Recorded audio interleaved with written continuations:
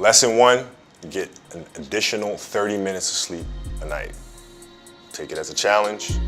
Try to find that space, quiet your mind, and get your 30 minutes of sleep. And you'll see it makes a really, really big difference.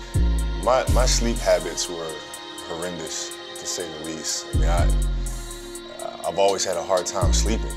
I couldn't figure out how to shut my brain off. So what made the light bulb come on is that I went out there and played a game, and I played like crap. And I was like, why am I playing like crap? Because I've been practicing these same moves over and over and over.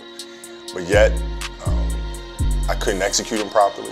I was feeling sluggish, I was feeling lethargic, and I knew it wasn't because of my training, because I had trained obsessively.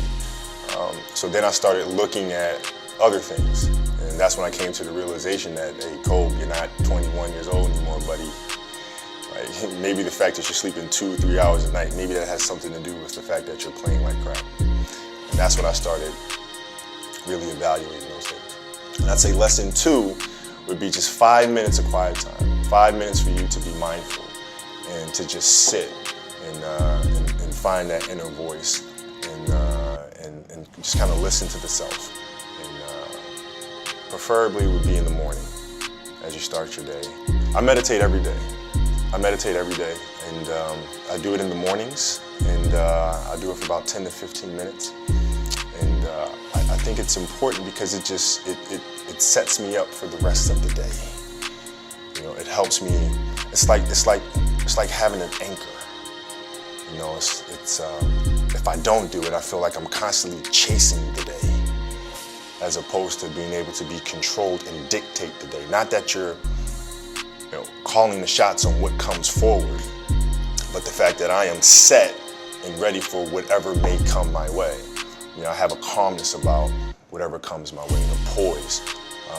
And that comes from starting the morning off with meditation. For me, it's really just listening to my inner self.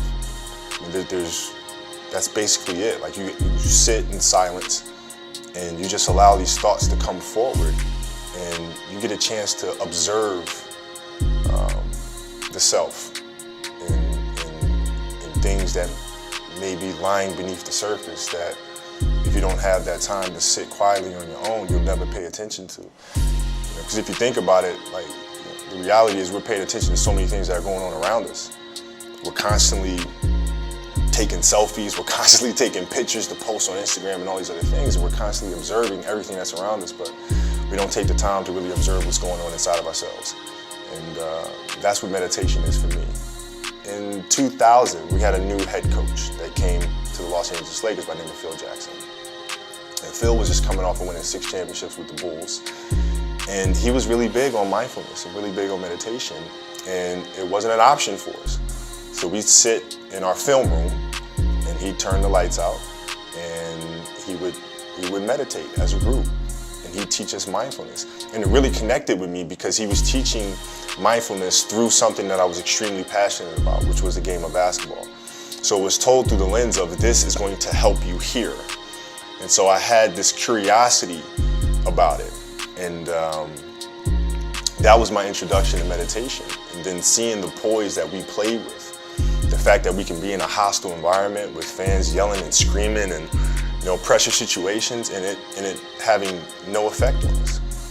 Because we were never too high, never too low. We were just in the moment and felt very secure in who we were.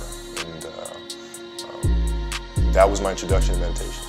I had a great experience, which really I learned a lot about meditation through this experience. I was on a jet ski, and I took the jet ski out in the ocean, and I just kind of sat. And I just let the current just take me wherever it was going to take me. And I really saw a lot of meditation through that moment because I wasn't trying to control the moment. I wasn't trying to force myself upon the waves and dictate where I was going to go. I just let the waves take me there. And there was a lot of peacefulness involved in that.